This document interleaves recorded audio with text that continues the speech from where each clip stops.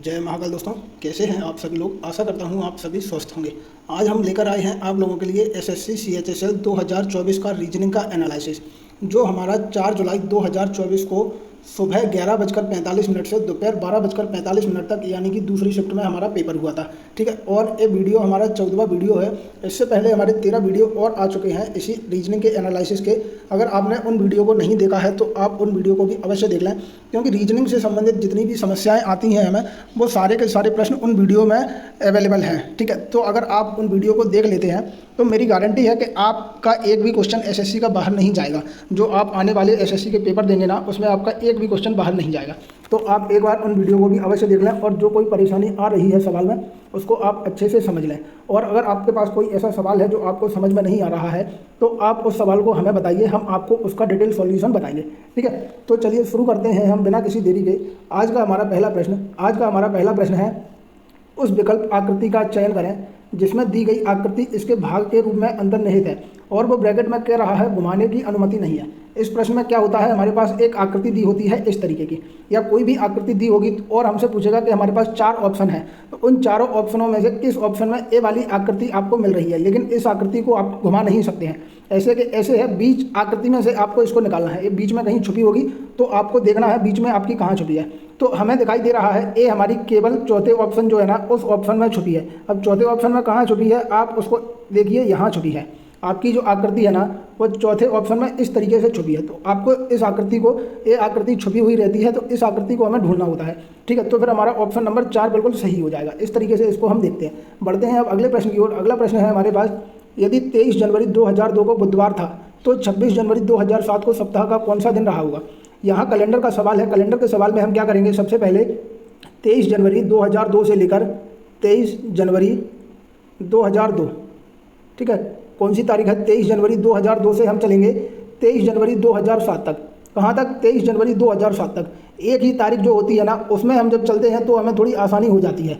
ठीक है, विषम दिन निकालेंगे। अब हम देखेंगे 2002 से 2007 तक कुल विषम दिन हमारे पास कितने होते हैं। तो 2002 से 2007 तक कुल वर्षों की संख्या हो गई हमारे पास 5। कितने वर्ष हो गए, 5। चूँकि साधारण वर्ष में हमारे पास एक विषम दिन होता है, तो 5 वर्षों में 5 विषम दिन हो गए। लेकिन अगर इसके बीच में कहीं लीप वर्ष आ गया, आपका कौन सा वर्ष आ गया, लीप ईयर। ठीक है, लीप ईयर आ गया तो उसमें हमारा एक दिन और एक्स्ट्रा हो जाता है, जो कि हमारा विषम दिन होता है। तो इसमें 2002 से लेकर 2007 के बीच विषम दिन आएगा केवल 2004। कौन सा विषम दिन आएगा, 2004। तो 2004 का एक विषम दिन और जुड़ जाएगा, तो हमारे पास कुल विषम दिनों की संख्या हो जाएगी 6। कितनी संख्या हो जाएगी हमारे पास, 6। अब हम आ चुके हैं 23 जनवरी 2007 तक। अब हमें 23 जनवरी 2007 से 26 जनवरी 2007 तक चलना है। तो 23 जनवरी और 26 जनवरी के बीच कितने दिन होंगे, यहाँ होंगे हमारे पास 3 दिन। ठीक है, ये जो 3 दिन बचे हैं, ये 3 दिन भी हमारे पास कुल विषम दिन हो जाते हैं। तो अब हमारे पास कुल विषम दिनों की संख्या कितनी आ गई, 6 और 3, कुल विषम दिनों की संख्या आ गई हमारे पास 9। ठीक है, चूंकि अब ये 9 हमारा 7 से ज़्यादा है तो हम 7 का लगाएंगे भाग, क्योंकि 7 का भाग हम इसीलिए लगाते हैं क्योंकि 7 दिनों का एक सप्ताह होता है और हमें कुल सप्ताह निकालने होते हैं। जो बचे दिन होते हैं वो हमारे विषम दिनों में काउंट होते हैं। तो जब 7 का भाग लगाएंगे तो हमारा एक बार जाएगा और हमारे पास बचेगा शेष 2। ठीक है, 2 शेष बचेगा। इस 2 का हम क्या करेंगे, इस 2 को हम इस बुधवार में जोड़ देंगे। तो बुधवार में जब हम 2 जोड़ेंगे, यानी कि बुधवार से 2 दिन हम जब आगे बढ़ेंगे, तो हमारा क्या आएगा, तो हमारा आ जाएगा शुक्रवार। कौन सा बार आ जाएगा, शुक्रवार हमारे पास आ जाएगा 26 जनवरी 2007 को, यानी कि ऑप्शन नंबर 3 बिल्कुल सही हो जाएगा। इस तरीके से हम देखते हैं। कैलेंडर के और भी प्रश्न हैं जो हमारे पुराने वीडियो में है, आप उनको भी अवश्य देख लें, तो आपको फिर कैलेंडर में कोई भी परेशानी नहीं आएगी। बढ़ते हैं अब अगले प्रश्न की ओर। अगला प्रश्न है हमारे पास, निम्न 4 अक्षर समूहों में से 3 अक्षर समूह एक निश्चित प्रकार से समान है और इस प्रकार एक समूह बनाते हैं, वह कौन सा अक्षर समूह है जो उस समूह से संबंधित नहीं है। यानी कि हमारे पास 4 ऑप्शन दिए हैं। अब हमें देखना ये है कि इन 4 ऑप्शनों में से कौन सा ऑप्शन है जिसमें वो नियम नहीं लग रहा है जो बाकी के 3 ऑप्शनों में नियम लग रहा है। तो फिर जब नियम नहीं लगेगा तो फिर वही वाला ऑप्शन हमारा गलत हो जाएगा। अब जब भी ऐसा सवाल मिले आपको, तो इस सवाल को हल करने के लिए हम क्या करेंगे, सबसे पहले हम इनके नंबर लिखेंगे, यानी कि जो क्रम होता है ना वर्णमाला में, उन क्रमों को हम लिखेंगे। तो सबसे पहले देखेंगे ऑप्शन पहले में। ऑप्शन पहले में एन है, एन का क्रम होता है हमारे पास 14। कितना होता है, 14। फिर है हमारे पास क्यू, क्यू का क्रम हो गया हमारे पास 17, 17 के बाद हो गया टी, टी का क्रम हो गया 20। फिर आएंगे ऑप्शन नंबर 2 पर। ऑप्शन नंबर 2 में है हमारे पास बी, बी का क्रम हो गया 2, ई का क्रम हो गया हमारे पास 5 और एच का क्रम हो गया हमारे पास 8। ठीक है, फिर आएंगे ऑप्शन नंबर 3 पर। के का क्रम हो गया हमारे पास 11, एम का क्रम होता है 13 और पी का क्रम होता है हमारा 16। ठीक है, फिर हम ऑप्शन नंबर 4 में जाएंगे तो आर का क्रम होगा हमारे पास 18। कितना होगा, 18। और यू का क्रम होगा 21, यू का क्रम 21 और एक्स का क्रम हो गया हमारे पास 24। अब हम देखते हैं इसमें क्या नियम लग रहा है। तो यहाँ हम देखेंगे 14 और 17, यहाँ हमारा 3 का अंतर है। 17 और 20, इसमें भी हमारे पास 3 का अंतर है। ठीक है, अब 2 और 5 में देखेंगे तो हमें मिल गया 3 का अंतर। 5 और 8 में भी हमारा 3 का अंतर है। ठीक है, 11 और 13 इसमें हमारे पास अंतर हो गया 2 का, और 13 और 16 में अंतर हो गया 3 का। इसी प्रकार 18 और 21 में अंतर होता है 3 का, और 21 और 24 में अंतर हो गया 3 का। अब हमें यहाँ साफ साफ दिखाई दे रहा है सब में अंतर +3 का आ रहा है। केवल ऑप्शन नंबर 3 ऐसा है जिसमें +2 और +3 आ रहा है, यानी कि ये वाला ऑप्शन हमारा सबसे अलग है। और ये कौन सा ऑप्शन है? ये ऑप्शन है हमारा तीसरा। ठीक है, इसमें औरों की अपेक्षा जो नियम लग रहा है वो तीसरे में नियम नहीं लग रहा है। तब हम कहेंगे ऑप्शन नंबर 3 हमारा गलत होगा, यानी कि ऑप्शन नंबर 3 अन्य ऑप्शनों से गलत होगा, लेकिन इस प्रश्न का वो सही उत्तर होगा। ठीक है, अब बढ़ेंगे हम अगले प्रश्न की ओर। अगला प्रश्न है हमारे पास, दिए गए समीकरण को सही बनाने के लिए किन दो संख्याओं को आपस में बदला जाना चाहिए? समीकरण है हमारे पास 17 × 7 प्लस का 21 डिवाइड 3 × 5 माइनस का 28 प्लस का 34 बराबर 72, यानी कि 72। अब हमारे पास 4 ऑप्शन दिए हैं, हमें दो संख्याओं को आपस में बदलना है। सबसे पहले हम 21 और 28 को बदल के देखते हैं। अब 21 हमारे पास यहाँ है, 21/3 है। क्या है हमारे पास? 21/3 है, लेकिन हमें 21 को 28 से बदलना है। तो जब 28 में हम 3 का भाग लगाएंगे तो हमें पता है 28 में 3 का भाग नहीं जाता है, तो इसकी जगह हम 21 की जगह 28 को नहीं रख सकते हैं किसी भी तरीके से। तो फिर हमारा पहला ऑप्शन हो जाएगा गलत। अब हम दूसरे ऑप्शन को चेक करेंगे, 7 और 3। जब 7 और 3 को चेक करेंगे तो सबसे पहले आएगा हमारे पास 17, उसके बाद करेंगे इंटू के बाद आएगा 7। 7 को हमें किससे बदलना है? 3 से। 3 से बदल दिया, फिर हो गया हमारा 21 प्लस का हो गया, फिर करेंगे हम 21 के बाद करेंगे हम डिवाइड के बाद है हमारा 3 को हमें बदलना है 7 से। 7 कर दिया हमने, फिर इंटू करेंगे हम 5 का गुणा करेंगे, माइनस का करेंगे हम 28 के बाद हम करेंगे प्लस का 34, और हमारे पास ये मिलाकर होना चाहिए 72। कितना होना चाहिए? 72। अब हम देखेंगे 17 × 3 करेंगे तो हमें मिल जाएगा 51। ठीक है, प्लस का करेंगे 21 में जब 7 का भाग लगाएंगे तो आएगा हमारे पास 3, और उसमें 5 का कर देंगे हम गुणा। ठीक है, और माइनस का हो जाएगा ये 28, और प्लस का हो जाएगा 34। ठीक है, यहाँ तक हमने सॉल्व कर लिया, और बराबर में यहाँ हो जाएगा हमारा 72, यानी कि 72। अब हम देखेंगे 51 हमारे पास ये हो गया, और 15 हमारे पास ये हो गया, तो 51 और 15 हो गए हमारे पास 66 हो गए। 66 में हम 34 जोड़ेंगे, तो 66 में हम 34 जोड़ेंगे तो हमें मिल जाएगा 100। कितना मिल जाएगा? 100। अब 100 में से हमें 28 माइनस करना है। कितने माइनस करना है? 28, और बराबर में होना चाहिए हमारा 72। तो जब 100 में से 28 घटाएंगे तो हमें मिलेगा 72, और इधर भी हमारा 72 है, तो लेफ्ट हैंड साइड बराबर हो गया राइट हैंड साइड, यानी कि 7 और 3 को बदलने पर हमारा मान बिल्कुल सही आ रहा है। तब हम कहेंगे ऑप्शन नंबर 2 बिल्कुल सही हो जाएगा। अब हम बढ़ेंगे अगले प्रश्न की ओर। अगला प्रश्न है हमारे पास, अंग्रेजी वर्णमाला क्रम के आधार पर AQLZ SIDR से एक निश्चित प्रकार से संबंधित है, उसी प्रकार CPDB UHVN से संबंधित है। समान तर्क का अनुसरण करते हुए EBRY निम्न में से किससे संबंधित है? इस सवाल का उत्तर आप लोग हमें कमेंट के माध्यम से बताएंगे कि सर प्रश्न नंबर 5 का उत्तर कौन सा ऑप्शन होगा। ठीक है, और ये सवाल आप लोगों के लिए है होमवर्क, इसका उत्तर आप कमेंट बॉक्स में हमें बताएंगे। तो अब पढ़ते हैं हम अगले प्रश्न की ओर। अगला प्रश्न है हमारे पास, उस युग्म को चुनिए जो उसी पैटर्न का अनुसरण करता है जो नीचे दिए गए युग्मों के दो समुच्चय द्वारा किया जाता है। दोनों युग्म समान पैटर्न का अनुसरण करते हैं, यानी कि हमारे पास ये जो दो युग्म दिए हैं ना, इन दोनों में एक ही नियम लग रहा है। अब इन दोनों में जो एक नियम लग रहा है वही नियम हमारा इन 4 ऑप्शनों में से किस ऑप्शन में लग रहा है, हमें केवल इतना चेक करना है इसमें। तो सबसे पहले हम चेक करेंगे F, J और K O और P। अब इसमें जब हम नियम चेक करने के लिए इनके वर्णमाला क्रम को सबसे पहले लिखते हैं। जब हम इनके वर्णमाला क्रम को लिखेंगे तो सबसे पहले आएगा हमारे पास F का क्रम हो जाएगा हमारे पास 6, फिर आएगा J का क्रम होता है 10, फिर आएगा K का क्रम हो गया हमारे पास 11। ठीक है, फिर इसके बाद यहाँ है K का क्रम हो गया 11, O का क्रम हो गया 15 और P का क्रम हो गया 16। कितना क्रम हो गया? 16। ठीक है, अब अगला देखेंगे M का क्रम होता है हमारे पास 13। कितना होता है? 13। फिर है Q का क्रम हो गया 17, Q का क्रम 17। R का क्रम हो गया हमारे पास 18। ठीक है, अब हम अगला देखेंगे R का फिर से क्रम हो गया हमारे पास 18 के बाद V का क्रम होता है हमारे पास 22। कितना? 22। और W का क्रम होता है हमारे पास 23। अब यहाँ हमें एक नियम लगता दिखाई दे रहा है कि 6 में जब 5 जोड़ेंगे तो हमें मिल जाएगा 11। कितना मिल जाएगा? 11। उसी प्रकार 10 में जब 5 जोड़ेंगे तो मिलेगा 15, और 11 में जब 5 जोड़ेंगे तो मिलेगा हमें 16। उसी प्रकार 13 में जब 5 जोड़ेंगे तब हमारे पास आएगा 18, 17 में जब 5 जोड़ेंगे तो मिलेगा 22, और 18 में जब 5 जोड़ेंगे तो मिलेगा हमें 23, यानी कि +5 हो रहा है। तो अब हम देखेंगे +5 किस में हो रहा है। सबसे पहले देखेंगे A का क्रम होता है हमारे पास 1, और यहाँ Z से तुलना करेंगे तो Z का क्रम होता है 26। तो हमारा पहला ऑप्शन गलत हो जाएगा, क्योंकि इसमें +5 नहीं हो रहा है किसी भी तरीके से, बल्कि -1 जा रहा है, तो इसको हम कैंसिल कर देंगे। ए हमारा हो जाएगा गलत। फिर आएंगे दूसरे वाले पर। दूसरे में है G का क्रम होता है हमारे पास 7, F का क्रम होता है हमारे पास 6। यहाँ भी -1 जा रहा है, लेकिन हमें चाहिए +5, तो फिर दूसरा ऑप्शन भी हमारा गलत। फिर आएगा तीसरा ऑप्शन, तीसरे ऑप्शन में है पी, पी का क्रम होता है 16, कितना होता है 16, एस का क्रम होता है 19, एस का क्रम 19, यहाँ हमारा प्लस का 3 हो रहा है लेकिन हमें चाहिए प्लस का 5, तो इस ऑप्शन को भी हम कर देंगे कैंसिल। अब आएगा हमारा ऑप्शन नंबर 4 जे, जे का क्रम होता है हमारे पास 10, कितना 10, और ओ का क्रम होता है हमारे पास 15, तो इसमें हमारा प्लस 5 हो गया। इसी प्रकार एम, एम का क्रम होगा हमारे पास 13 और आर का क्रम होगा 18, कितना होगा 18, तो इसमें भी हमारा प्लस 5 हो गया। फिर पी, पी का क्रम होता है 16, कितना होता है 16, और यू, यू का क्रम होता है 21, तो 16 और 21 में भी हमारा 5 का अंतर आ गया। तो हम कह सकते हैं कि फिर ऑप्शन नंबर 4 हमारा बिल्कुल सही उत्तर होगा। ठीक है, जो नियम हमारा ऊपर के दोनों युग्मों में लग रहा है वही नियम हमारा केवल और केवल ऑप्शन नंबर 4 में लग रहा है, इसलिए ऑप्शन नंबर 4 हमारा बिल्कुल सही उत्तर होगा। ठीक है, अब हम बढ़ते हैं अगले प्रश्न की ओर। अगला प्रश्न है हमारा, दी गई आकृति में कितने त्रिभुज हैं। जब भी आपको त्रिभुजों की संख्या या आकृति में कुल फिगर पूछे तब आप क्या करेंगे, सबसे पहले तो आप इनके नंबर डाल लेंगे। आपसे त्रिभुज पूछ रहा है तो आप नंबर डालना स्टार्ट करेंगे, 1 2 3 4 5 6 7 8, उसके बाद 9 10 11 12 13 और 14। अब हम देखेंगे इसमें एक आकृति वाले त्रिभुज कितने हैं। तो एक आकृति वाले त्रिभुज हैं हमारे पास, सबसे पहले है एक बनेगा इस तरीके से त्रिभुज। ठीक है, तो पहला है एक त्रिभुज, फिर है दूसरा, फिर है तीसरा, फिर है चौथा, उसके बाद है हमारा 7वां। ठीक है, कौन सा है 7वां, फिर है हमारे पास 8वां।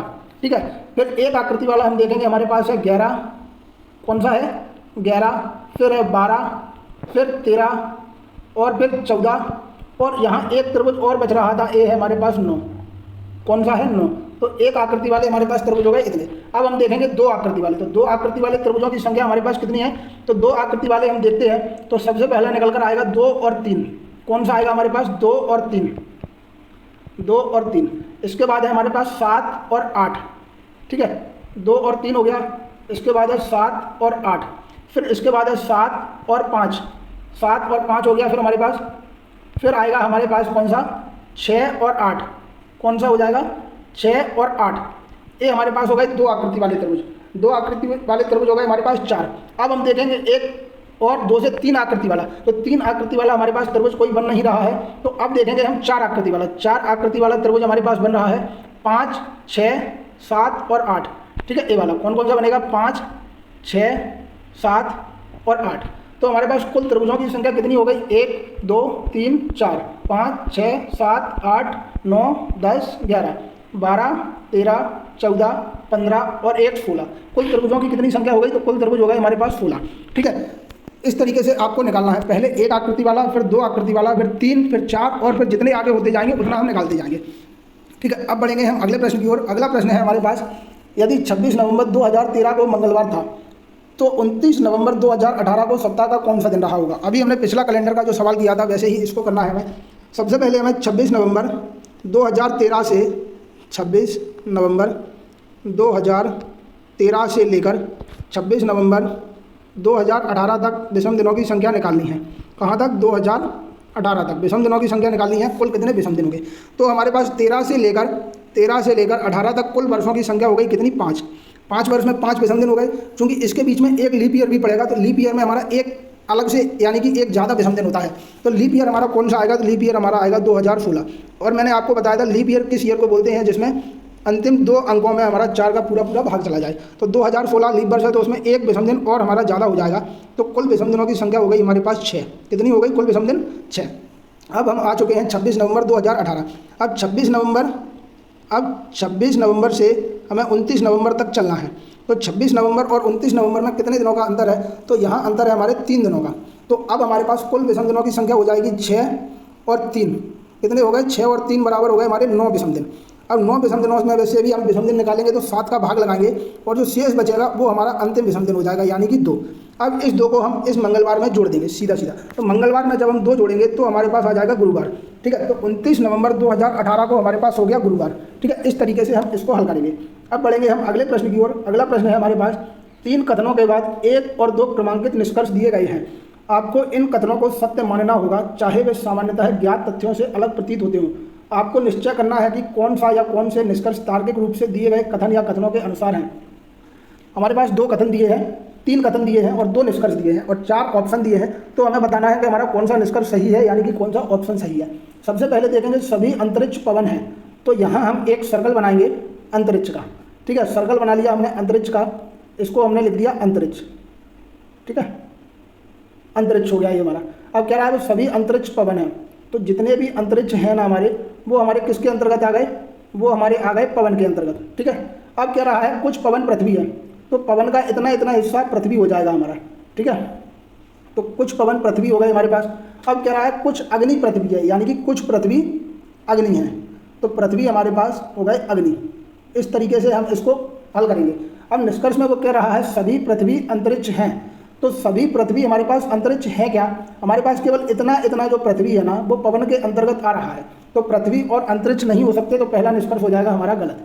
ठीक है, फिर है कुछ पवन आग हैं, तो पवन हमारे पास यहाँ तक है और आग हमारे पास यहाँ से शुरू हो रहा है, तो फिर आग और पवन का कोई संबंध नहीं होगा, तो इसको भी कहेंगे हम गलत है। इस प्रकार हमारा ऑप्शन नंबर 4 सही हो जाएगा, ना तो निष्कर्ष 1 और ना ही 2 कथनों के अनुसार है।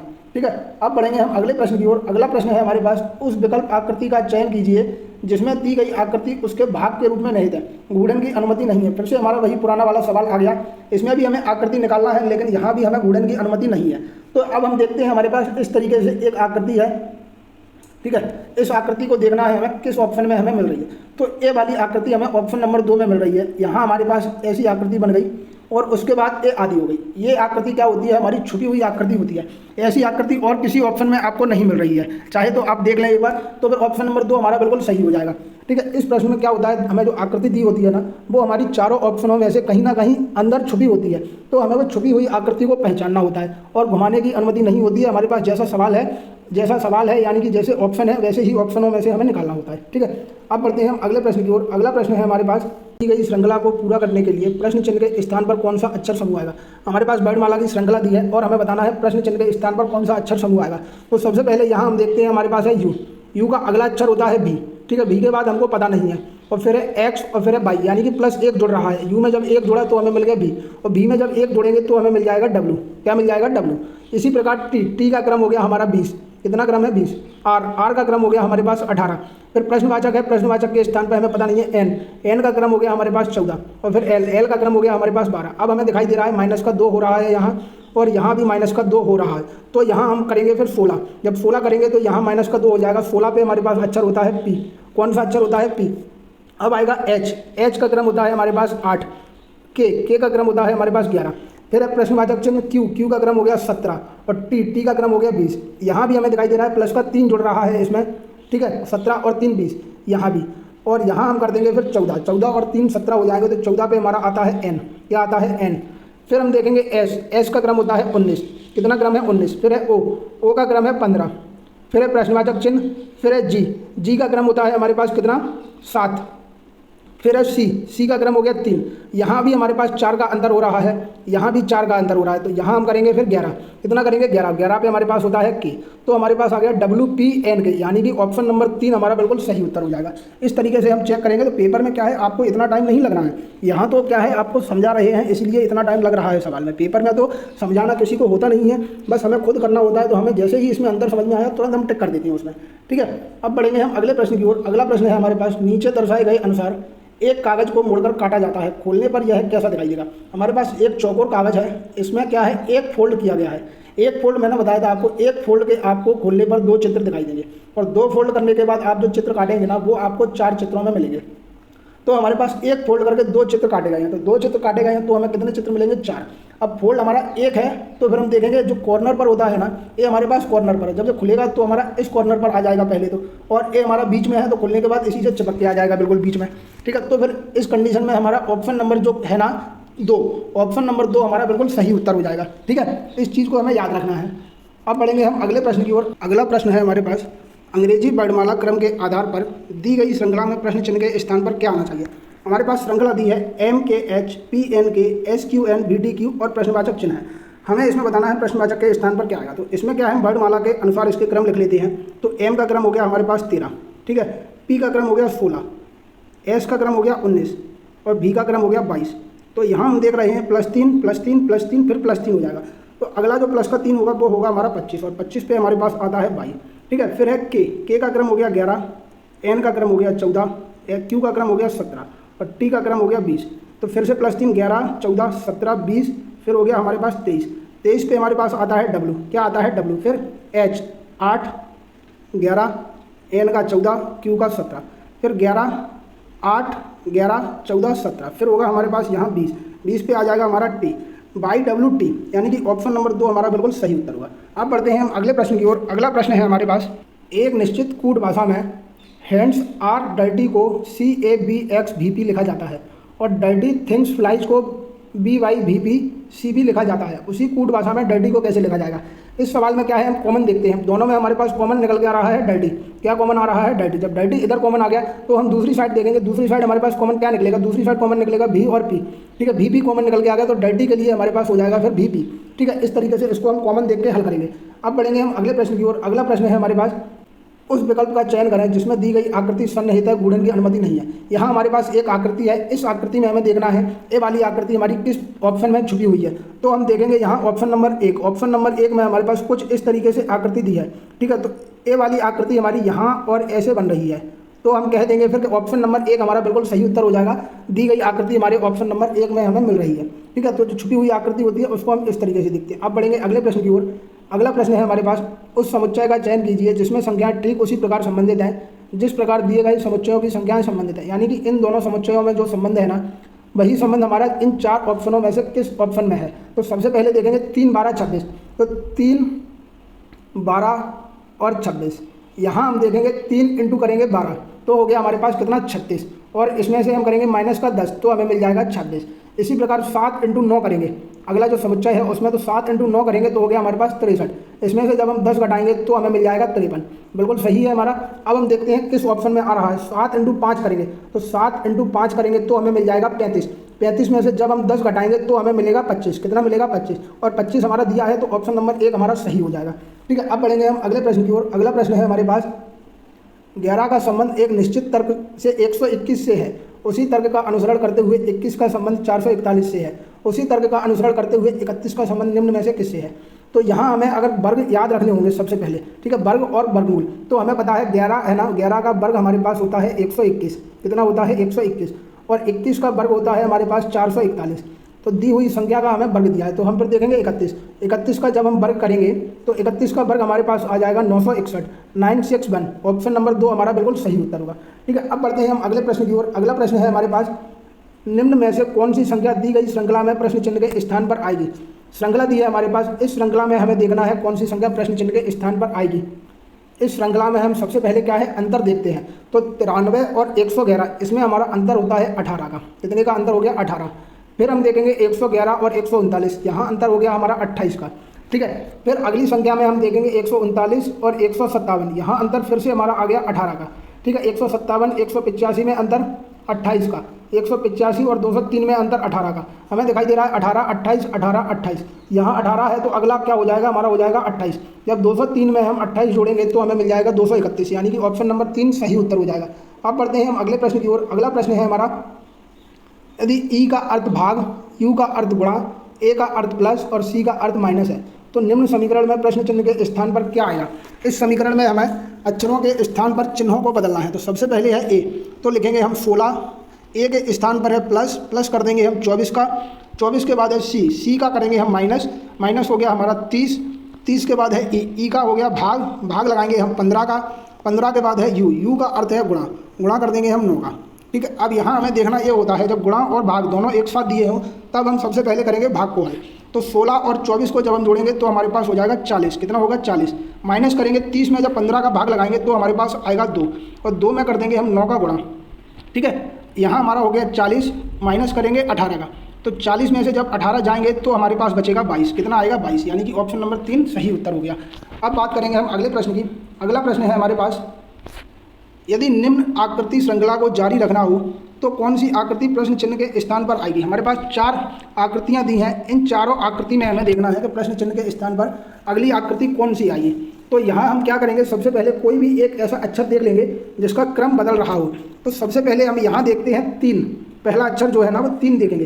3 यहाँ पहले पर है, फिर तीसरे पर है, फिर पहले पर, फिर तीसरे पर, तो यहाँ हमारा आ जाएगा पहले पर, और पहले पर 3 है हमारा केवल और केवल 1, 2 और 4 में, तो फिर हम इसको कैंसिल कर देंगे। इसको कैंसिल करने के बाद अब हम देखेंगे इसमें कोई ऐसा अक्षर जो हमारा तीनों में अलग अलग स्थान पर हो। तो यहाँ हमें दिखाई दे रहा है टी, इसमें अलग है, यहाँ अलग है और यहाँ अलग है। ठीक है। इसके बाद हमारा जेड भी हैगा, एक हमारा जेड है जो दोनों में अलग अलग है। तो हम देखते हैं जेड हमारा कहाँ जा रहा है। तो जेड हमारा पहले तो आ रहा है यहाँ, ठीक है।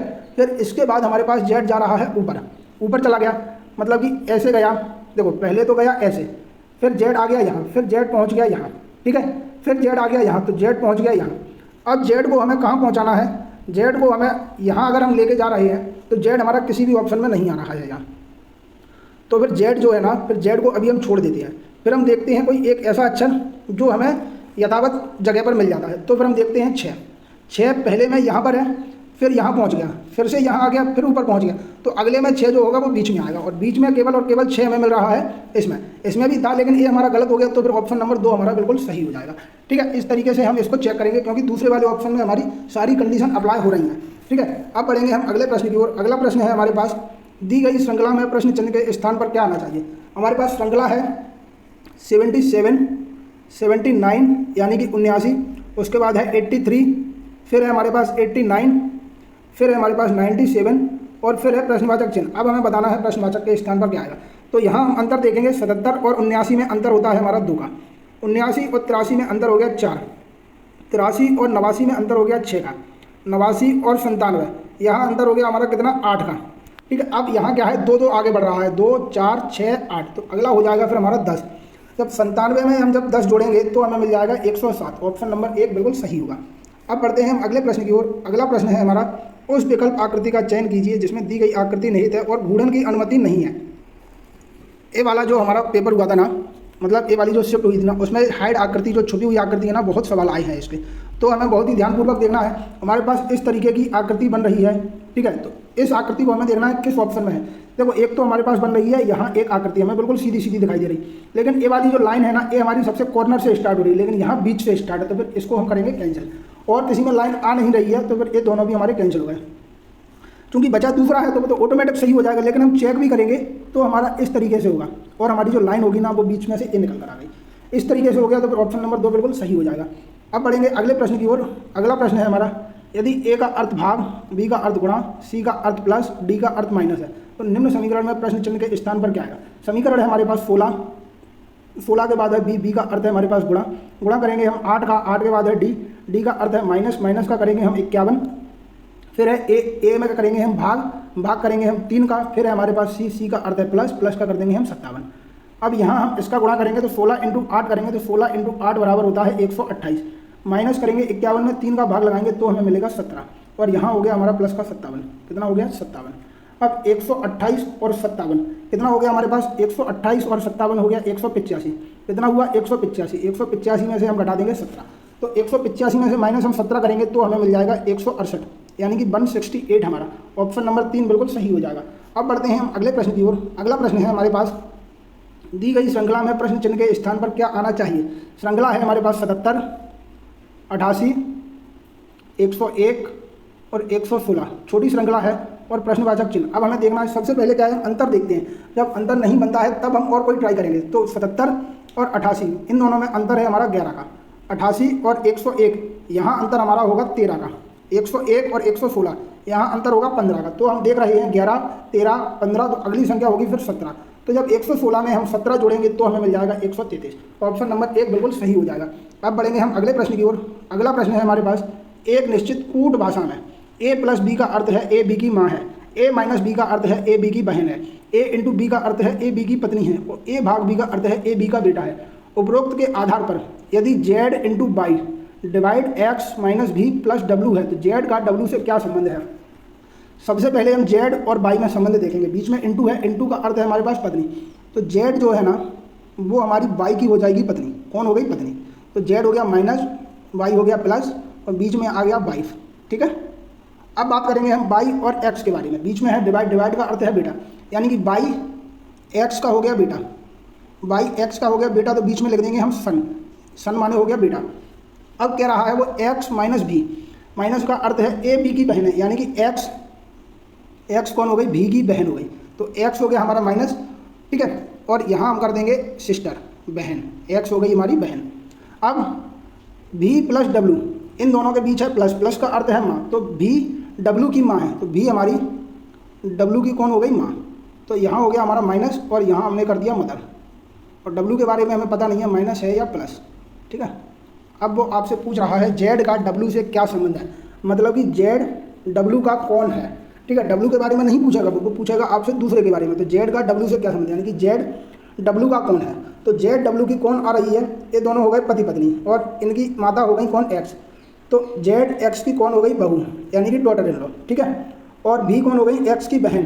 तो ए हो गई इनकी, भी हो गई जेड की कौन, मौसी, मौसी सास, ठीक है। मौसी सास का ए लड़का है या लड़की है। जेड डब्ल्यू के लिए हो जाएगी डब्ल्यू की माँ, ठीक है, माँ की बहन के बेटे की पत्नी, यानी कि ऑप्शन नंबर 3 हमारा बिल्कुल सही होगा, ठीक है। जेड का डब्ल्यू से क्या संबंध हो जाएगा, तो जेड डब्ल्यू के लिए कौन हो जाएगी, तो डब्ल्यू के लिए जेड हो जाएगी माँ की बहन के बेटे की पत्नी। इस तरीके से इसको हम हल करेंगे, ठीक है। तो ऑप्शन नंबर 3 हमारा बिल्कुल सही उत्तर हो जाएगा। आशा करता हूँ आप लोगों को वीडियो अच्छा लगा होगा। अगर आपको वीडियो अच्छा लगा है तो आप वीडियो को लाइक कीजिए, शेयर कीजिए और सब्सक्राइब कीजिए। और अगर आपको कोई भी प्रश्न समझ में नहीं आया है तो कमेंट के माध्यम से हमको बताइए, हम आपको वो प्रश्न दोबारा से और अच्छे तरीके से समझाएंगे।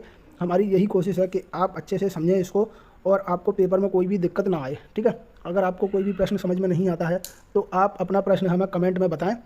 हम कोई भी प्रश्न होगा रीजनिंग का तो वो उसका उत्तर आपको हम देंगे, ठीक है। हमारे साथ बने रहने के लिए बहुत बहुत धन्यवाद। मिलते हैं कल नए वीडियो के साथ, तब तक अपना ध्यान रखिए।